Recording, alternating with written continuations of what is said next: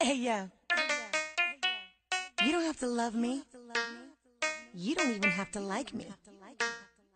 But you will respect me. You know why? 'Cause I'm a boss. I'm Bridget Gerhardt. I started Bridget's Room at the age of 25 or 26. It's been about 15 years that I've been doing design work here in Bismarck. I had a mother that was diagnosed with breast cancer, so I decided to move home to Bismarck having no clue what I would do with myself. And so I was here for a really short period of time, and I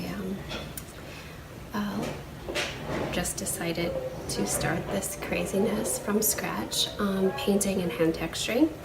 And then it grew in my 100-year-old apartment where I could barely fit a ladder in my vehicle to this craziness. It's something I really love to do, and it made Bismarck fun for me because it wasn't necessarily my first choice. I wanted to see what else the world had to offer, and I love it more than I thought I would here because of the people that I have met and the love for what I get to do in this area.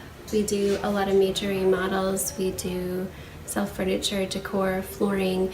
We've expanded our lighting in the last 3 weeks. And so we're really excited about that because it opens even a bigger avenue.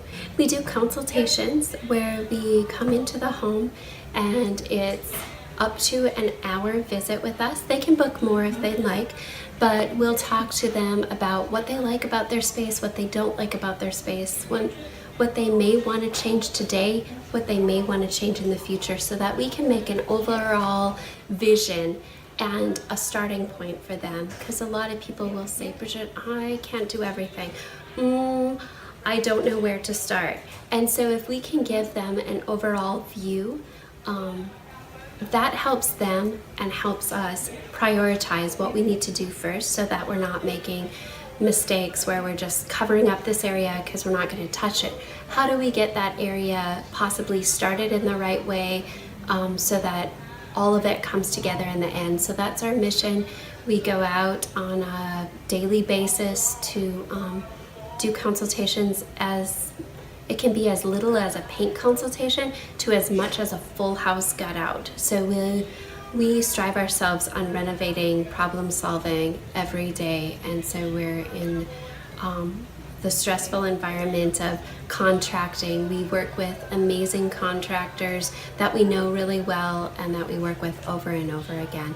And my employees' goal is to, when we leave their home, it's for that client. And so what we want to do is make sure that they're getting a little bit more or even a lot more than what they expected in the beginning. I strive, and so do my employees, to spend our clients' money the best way that we possibly can for their look. So give them, if it's really just a look they're after, great, then we'll give them that look. But if they have certain constraints in their lives that they need to, of course, accommodate, then we want to make sure how we would get that fine line of all of their needs fulfilled, or as much as we possibly can, purpose and look and style. And so I feel like I really strive to spend their money in a way that I would, to get that accomplished. And so I take it very seriously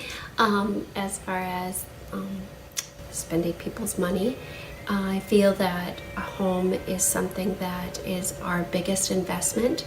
So it's really important to me to sit and talk and get to know our clients. And over the 15 years, I can't believe how many people will walk in. And the other day, a lady said, it's been so many years. She goes, I remember when you just had books and we sat on our floor. It's very much a very consistent way of doing things throughout all the years that we've been in business. We want people to feel at home at Bridget's Room.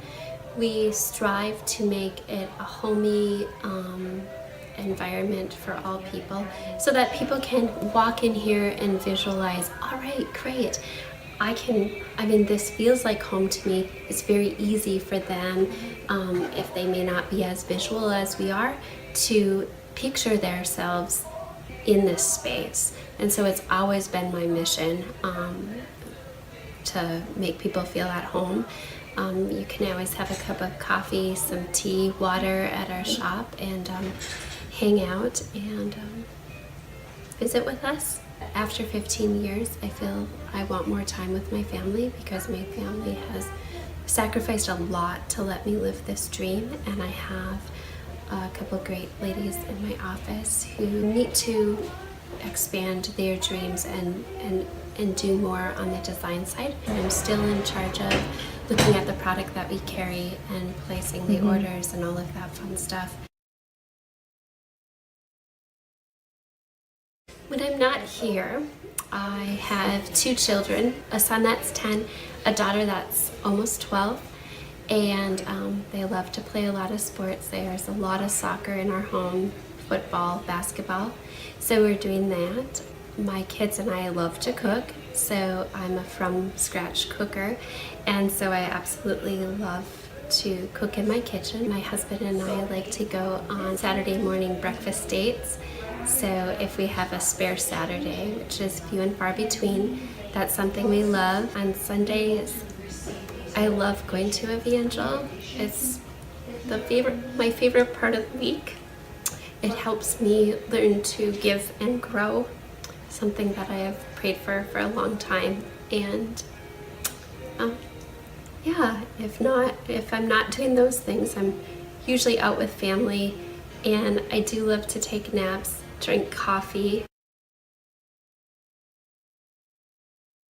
and it's really good just to have those people that you can call and just spill the beans and get over it. And my rule is, if I'm going to complain about it, I have to tackle it.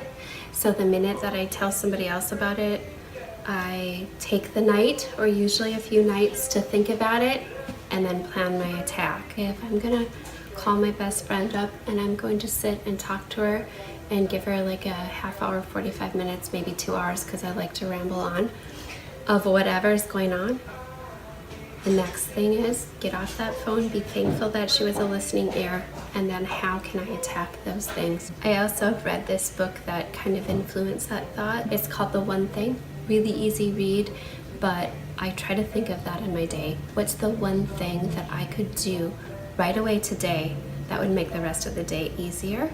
And if you do that, it's really weird how different your day is versus waiting for that one thing. I used to wait for that one thing until like 10 to 5, and then all of a sudden I'm like, okay, I just closed out my day the worst that I could have.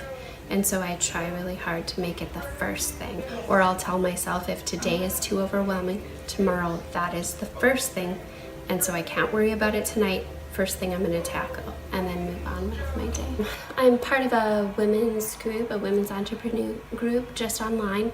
I also got plugged in with some ladies that sell Rodan and Fields. They've been a really good network just to learn about the female client, to take some different training. As far as local, I have some really great friends that I bounce things off of and just really trust them. I have a really smart engineering husband who is like my sounding board for a lot. And at my church at Evangel, I've met a lot of people and I bounce off ideas of them, and I really trust my employees. So yeah, I keep small groups and I like it.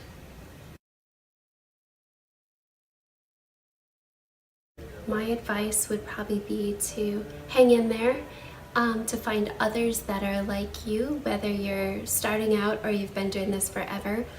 I once was told the difference between quitting and keep going is just that, quitting.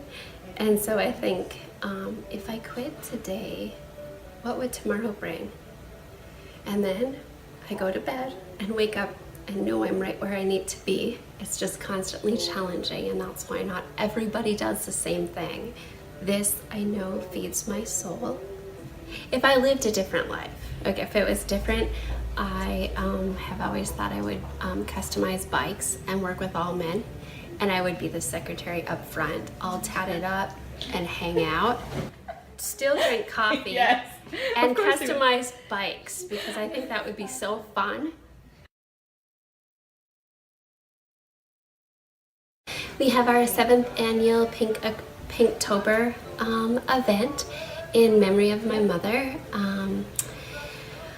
that I lost to breast cancer, and we have the pink fire truck, and we have hors d'oeuvres and just fun things, cute little cupcakes, and just a night where we do 10% off and invite anyone in the community who would like to be with us and hang out.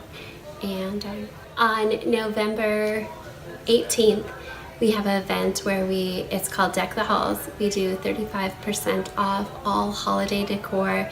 We have appetizers, hot chocolates, coffees, all kinds of fun things, and it's our holiday event. So those are a couple things to look forward to at Bridget's Room. Our phone number is 250-9600. You can find us on Facebook at Bridget's Room, on the web at Bridget's Room, and Instagram.